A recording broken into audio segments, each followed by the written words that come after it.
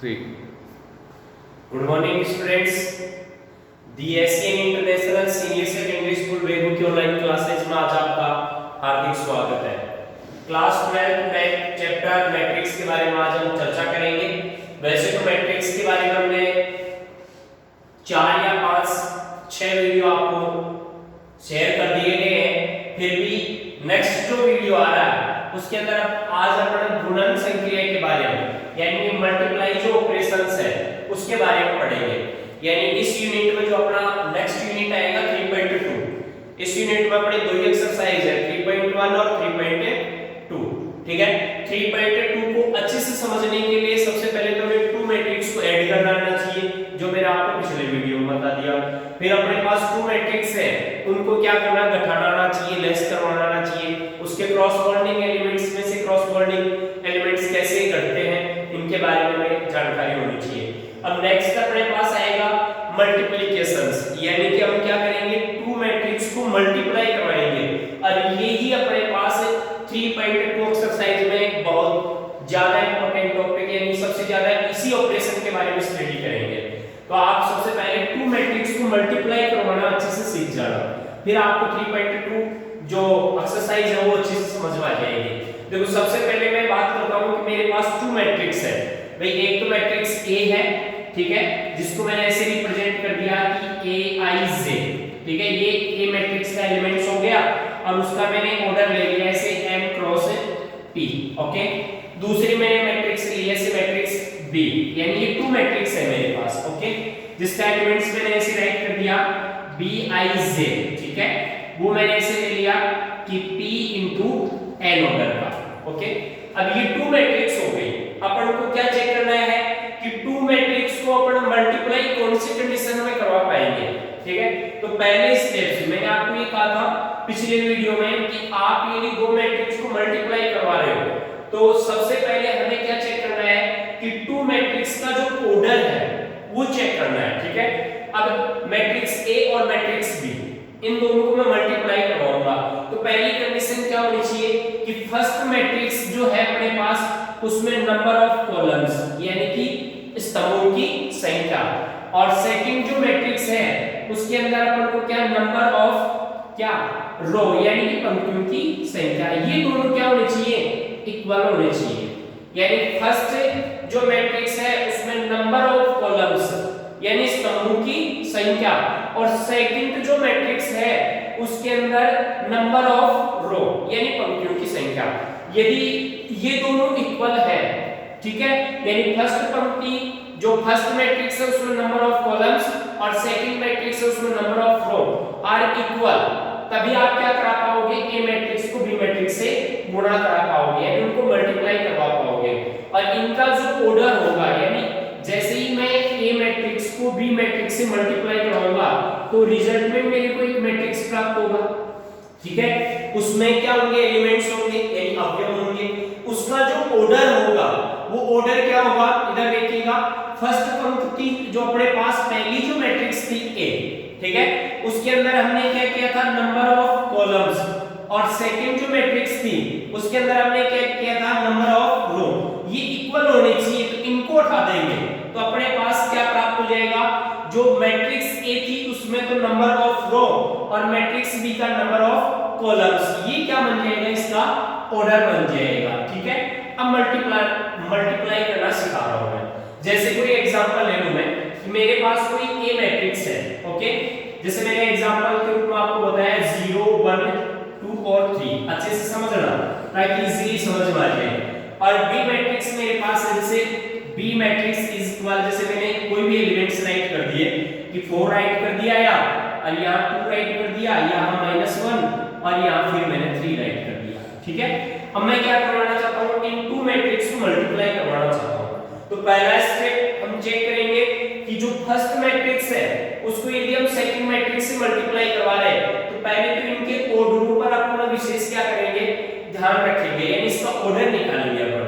तो ये तो क्या हो गया, देखो 2 क्रॉस 2 ऑर्डर का मैट्रिक्स है, और ये भी क्या है, 2 क्रॉस 2 ऑर्डर का, यानी ये किस टाइप की मैट्रिक्स है, स्क्वायर मैट्रिक्स है, यानी वर्ग मैट्रिक्स है।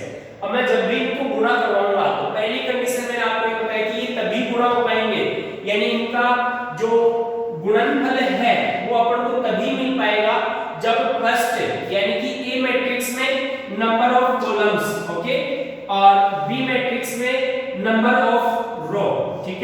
ये क्या होंगे, इक्वल होंगे। ओके, तो देखो 2 और 2 है, तो इजीली इनको क्या करवा पाऊंगा मैं, मल्टीप्लाई करवा पाऊंगा। तो चलो आप मल्टीप्लाई करवा रहे हैं, देखो a into b, यानी matrix a into b matrix. अब ये मल्टीप्लाई कैसे होता है वो देखिएगा। सबसे पहले दो स्टेप्स होती हैं, इसके दो मेथड्स हैं। देखो सबसे पहले पहली मैट्रिक्स में आप क्या करो, जो रो है उनके एलिमेंट्स को क्या किससे मल्टीप्लाई करा दो, कॉलम के एलिमेंट्स से मल्टीप्लाई करा दो। तो मैं एरो के निशान द्वारा रिप्रेजेंट कर रहा हूं। देखो सबसे पहले मेरे पास ए मैट्रिक्स है, उसमें ये रो नंबर फर्स्ट है यानी r फर्स्ट, ये रो नंबर फर्स्ट हो गया, ये कॉलम नंबर फर्स्ट हो गया यानी c नंबर 1। अब मैं क्या करूंगा, जैसे ही एक नया मैट्रिक्स प्राप्त करूंगा उसके जो एलिमेंट्स आएंगे ना वो इनके क्या होंगे, मल्टीप्लाई फॉर्म में होंगे। ओके, तो देखो यहां मैंने सबसे पहले 0 को मल्टीप्लाई करवाया किससे, 4 से, तो मैं यहां राइट कर देता हूं 0 into 4, फिर प्लस। नेक्स्ट स्टेप में देखो ये 1 मल्टीप्लाई होगा -1 से, तो ऐसे 1 into -1, ये तो इसका फर्स्ट एलिमेंट्स हो गया। अब इसी रो को हम क्या करेंगे, नेक्स्ट कॉलम से मल्टीप्लाई करा देंगे, यानी सीधी सी बात है कि रो को किन से, कॉलम्स के एलिमेंट से मल्टीप्लाई करके राइट करेंगे। ओके, तो अब देखो नेक्स्ट इस 0 को मैंने 2 से मल्टीप्लाई करवाया, तो ऐसे 0 into 2 प्लस, नेक्स्ट स्टेप में इस 1 को मैंने 3 से मल्टीप्लाई किया तो 3 into 1। ओके, यानी फर्स्ट रो के ऑल एलिमेंट्स को हमने क्या किया, जो अपने पास मैट्रिक्स A थी उसके फर्स्ट रो के ऑल एलिमेंट्स को हमने क्या किया, मैट्रिक्स B के कॉलम्स के ऑल एलिमेंट्स से मल्टीप्लाई करवा दिया और ऐसे कैसे राइट कर दिया। नेक्स्ट स्टेप में ये प्रोसेस हम क्या करेंगे, सेकंड रो के लिए अप्लाई करेंगे। तो ये अपने पास सेकंड रो है R2, ठीक है, तो हम क्या करेंगे, देखो इस सेकंड रो के ऑल एलिमेंट्स को क्या करेंगे, जो B मैट्रिक्स है उसके ऑल जो कॉलम्स हैं उसके एलिमेंट्स से क्या कराएंगे, मल्टीप्लाई कराएंगे।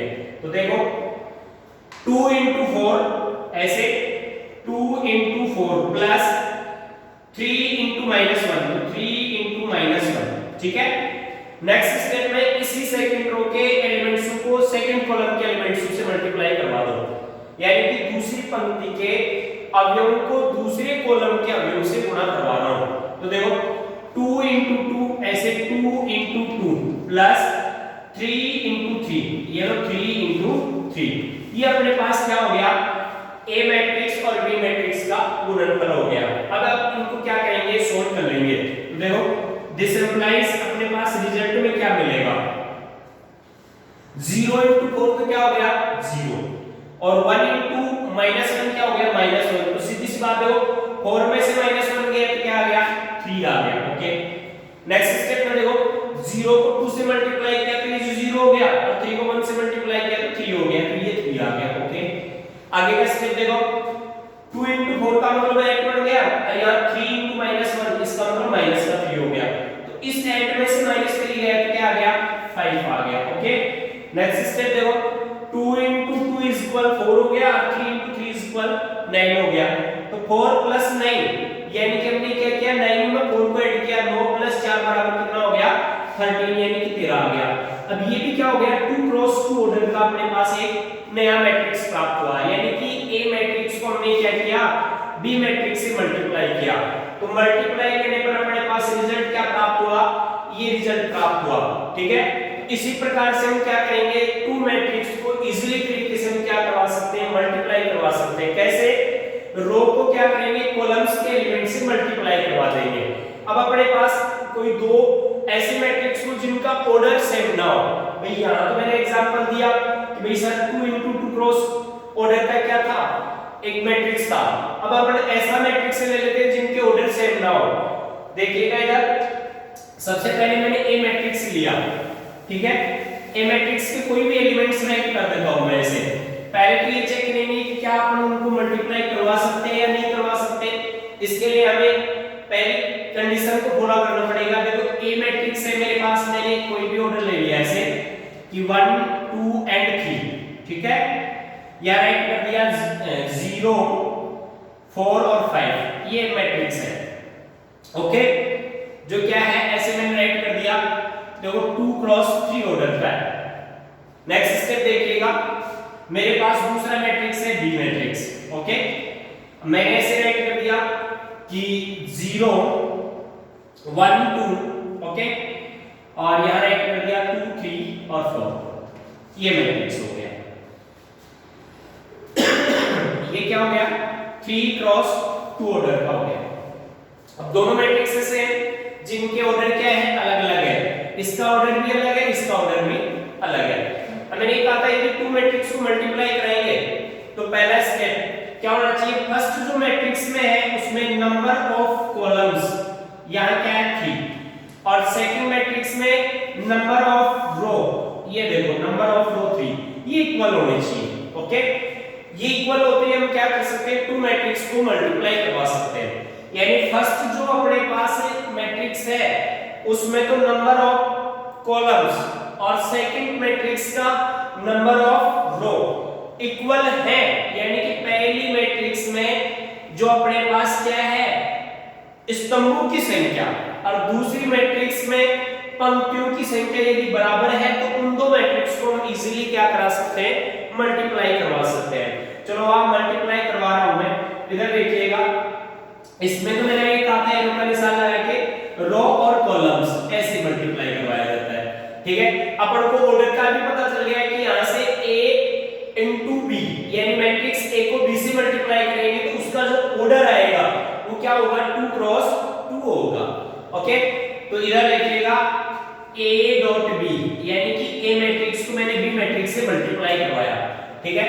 तो आप एक बार अच्छे से समझने की कोशिश करना।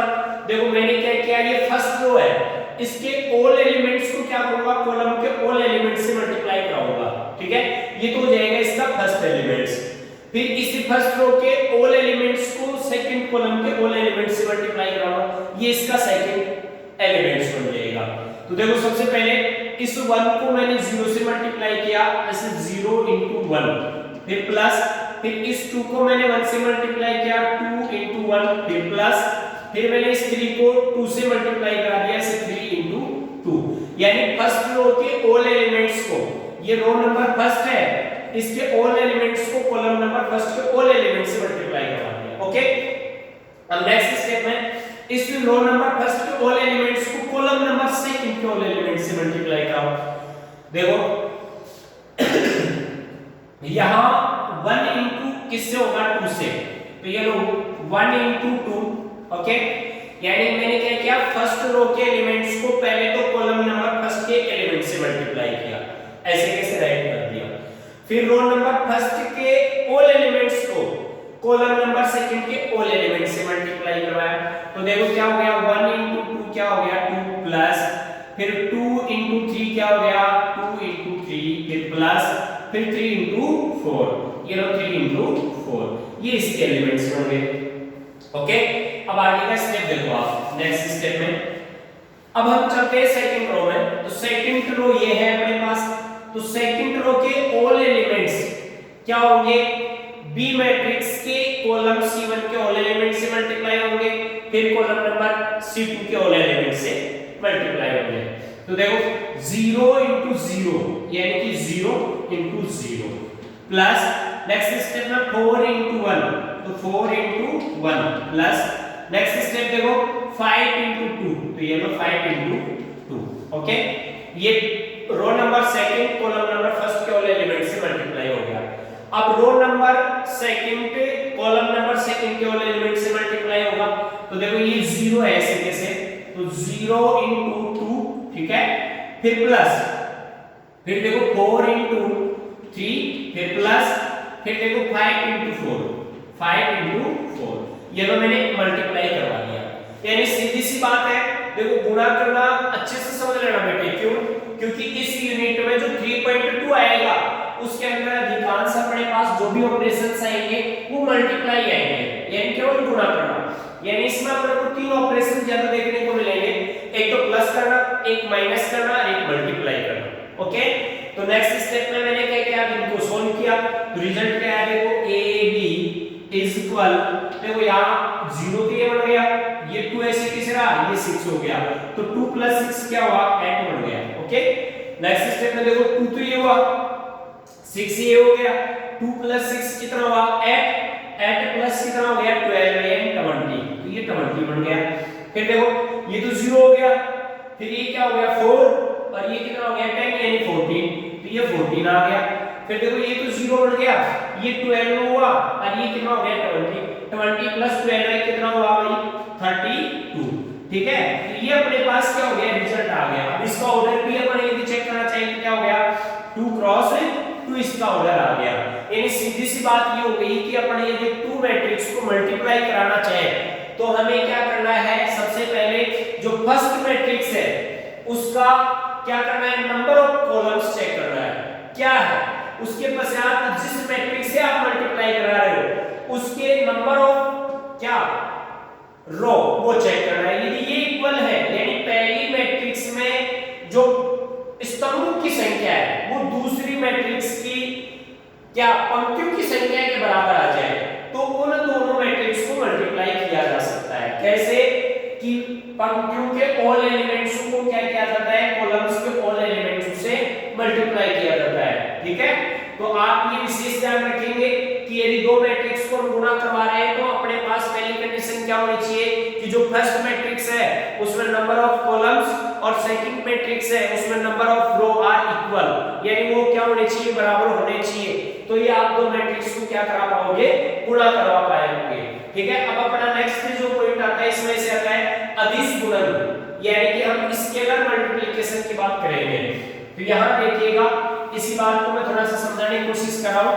स्केलर मल्टीप्लिकेशंस यानी कि अदिश गुणन, यहां डाल देता हूं ये लो स्केलर मल्टीप्लिकेशंस, इसको बोलते हैं अदिश गुणन, ऐसे अदिश गुणन। ठीक है, स्केलर मल्टीप्लिकेशंस। ठीक है, अब देखिएगा ये क्या होता है। सबसे पहले अपने पास कोई मैट्रिक्स है, मैं कहूं कि ए मैट्रिक्स है, उसकी जो एलिमेंट्स हैं वो ऐसे हैं ए आई जे और वो क्या है m क्रॉस n ऑर्डर का है।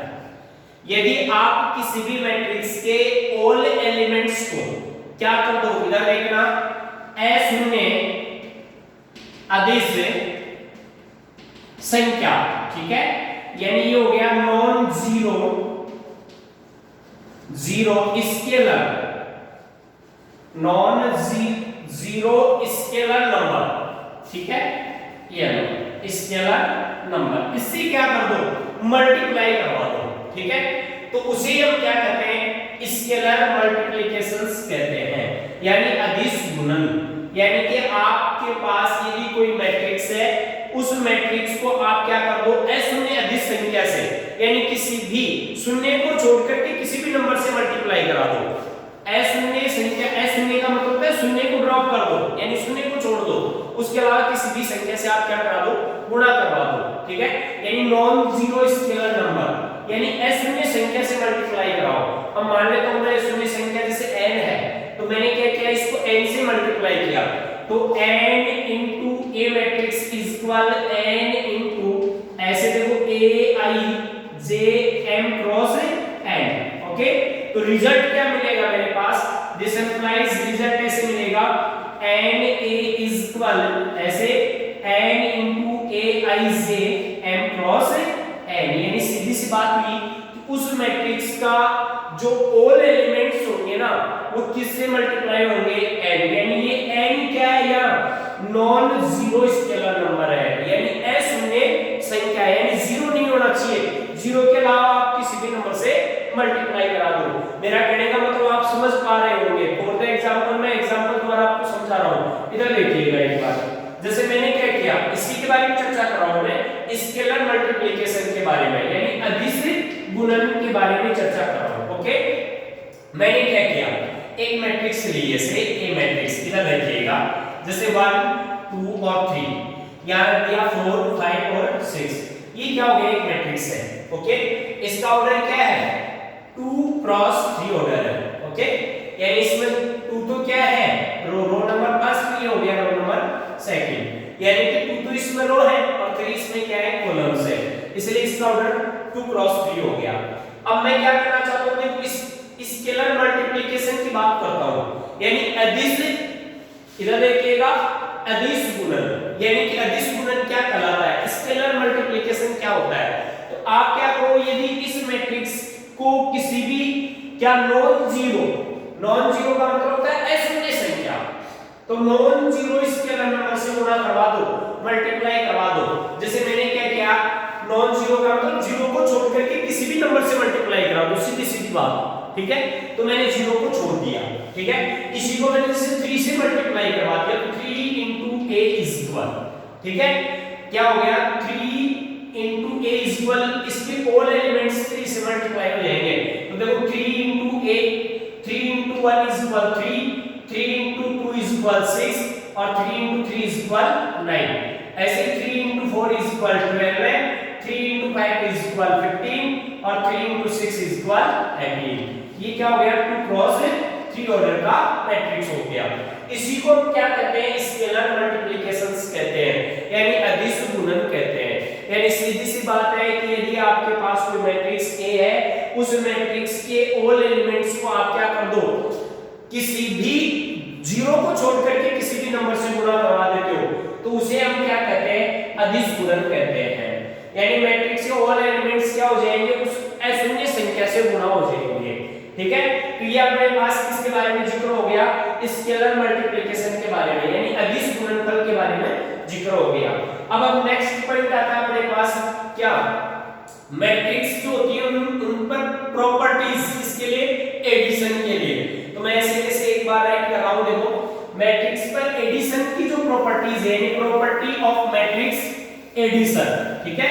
यानी कि जोड़, जो गुणधर्म होता है मैट्रिक्स पर, उसकी बात कर रहा हूं, ठीक है। तो मैं ऐसे कैसे एक बार आपको इसको समझा देता हूं। देखो मैट्रिक्स पर ऐसे मैट्रिक्स है,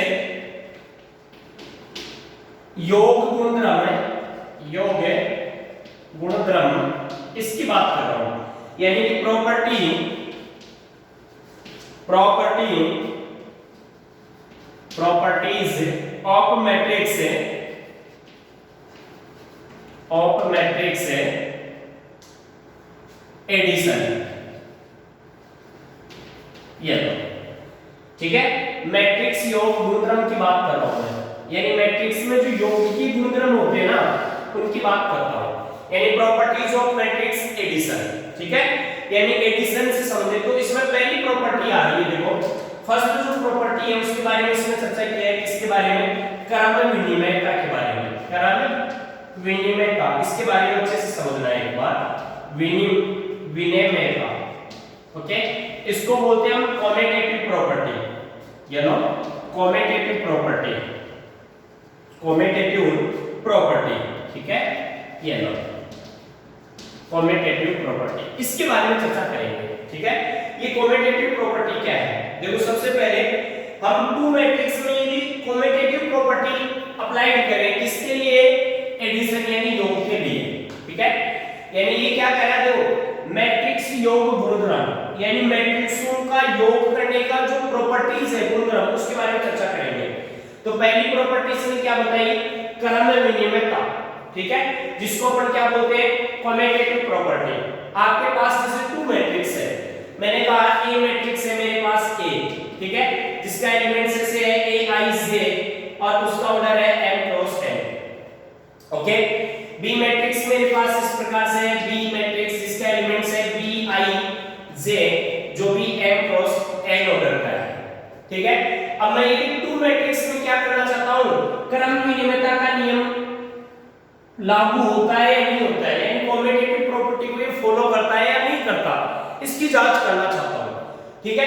तो सीधी सी बात है, देखो सबसे पहले यदि आप किसके लिए चेक कर रहे हो, एडिशन यानी जोड़ के लिए, तो आप टू मैट्रिक्स को ऐड करोगे, तो सीधी सी बात है, मैंने ऐड करना आपको सिखाया था कि टू मैट्रिक्स को ऐड उन्हीं कंडीशन में कर पाएंगे जब दोनों मैट्रिक्स के क्या होंगे, ऑर्डर इक्वल होंगे। तो मैंने आपको अभी एग्जांपल के रूप में बता दिया है। कॉमेटेटिव प्रॉपर्टी क्या हुई कि यदि आप ए मैट्रिक्स में बी मैट्रिक्स को ऐड करोगे तो वो किसके इक्वल होना चाहिए, b प्लस a के इक्वल होना चाहिए, ये कॉमेटेटिव प्रॉपर्टी है, यानी क्रम विनिमयता का नियम। किसको फॉलो कर रहा हो, यदि ऑर्डर को फॉलो कर रहा हो तो उसमें कौन सी प्रॉपर्टी लगेगी, कॉमेटेटिव प्रॉपर्टी लग जाएगी। अब मैंने आपको इस प्रकार से बताया था, मैट्रिक्स A को B में ऐड किया, वो इज इक्वल आना चाहिए B matrix plus A matrix. अब यदि अपन टू मैट्रिक्स को क्या कर रहे हैं, ऐड कर रहे हैं, तो पहली कंडीशन क्या होनी चाहिए,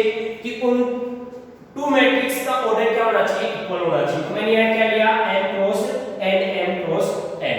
अब फॉर द एग्जांपल मैं आपको एक छोटे एग्जांपल, छोटे से एग्जांपल द्वारा बताता हूँ। 0 1 2 और 3 एक मैट्रिक्स है जो क्या है 2 क्रॉस 2 ऑर्डर का है। मेरे पास दूसरा मैट्रिक्स है बी मैट्रिक्स, जैसे 1 2 3 4, ये भी क्या है 2 क्रॉस 2 मैट्रिक्स का है।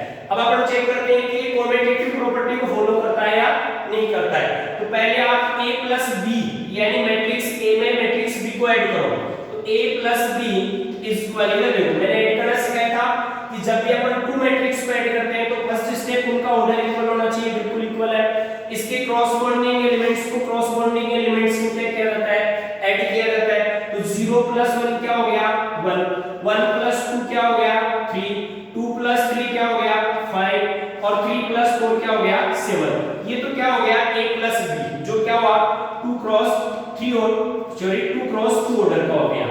अब मैं नेक्स्ट क्या करता हूं, b मैट्रिक्स में a मैट्रिक्स को ऐड करता हूं, ऐसे b matrix plus a matrix, यानी मैंने क्या किया b मैट्रिक्स के एलिमेंट्स में a मैट्रिक्स के एलिमेंट्स को ऐड किया। तो b मैट्रिक्स का एलिमेंट्स क्या है 1, उसमें मैंने 0 को ऐड किया तो क्या आ गया 1 आ गया। फिर 2 में मैंने किसको ऐड किया 1 को, तो क्या आ गया 3 आ गया। फिर मैंने 3 में 2 को ऐड किया तो क्या आ गया 5 और 4 में 3 को ऐड किया तो क्या आ गया 7। अब जरा एक बार चेक कीजिएगा 2 क्रॉस 2 ऑर्डर कि a प्लस b और b प्लस a क्या है इक्वल है या नहीं है। तो यहाँ ये रिजल्ट आ रहा है देखो कि a plus b is equal क्या है b प्लस a, ठीक है। तो इसलिए मैट्रिक्स के जो गुणधर्म है, ठीक है, किसके लिए एडिशन के लिए, जोड़ के लिए, उसमें ये किसको फॉलो करता है कम्यूटेटिव प्रॉपर्टी को फॉलो करता है। यानी मैट्रिक्स में यदि 2 या 3 मैट्रिक्स आपके पास है उनको आप ऐड कर रहे हो तो वो सदैव कम्यूटेटिव प्रॉपर्टी को फॉलो करेगा, यानी क्रम विनिमयता का नियम उनमें लागू होगा। तो मेरे द्वारा दी गई क्लास आपको बहुत अच्छी लगी होगी और मैं आशा करता हूं कि आप इसी प्रकार से ऑनलाइन क्लासों से जुड़े रहें। अपने पिछले वीडियो और आने वाले वीडियो को कंटिन्यू आप क्या करो देखते रहो और स्टडी करते रहो तथा अपने अन्य दोस्तों के साथ इनको शेयर करो ताकि अन्य जो भी स्टूडेंट्स हैं जिनको अपने YouTube चैनल के बारे में जानकारी नहीं उसको इसके बारे में जानकारी प्राप्त हो सके और इन क्लासों का वो भी अधिक से अधिक लाभ उठा सके। धन्यवाद।